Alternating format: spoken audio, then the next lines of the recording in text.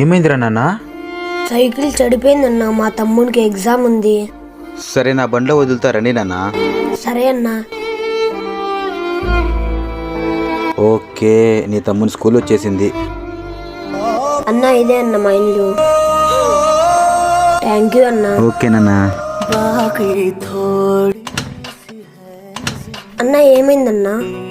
ఏమో బండి స్టార్ట్ కావటం లేదు నాన్న. ఆగండి అన్న, మా నాన్న మెకానిక్, మా నాన్నకు పిలుస్తా. ఏమైందన్నా? ఏమో స్టార్టే కావటం లేదన్నా. ఇప్పుడు రీచ్ చేయండి అన్నా. సరే అన్నా.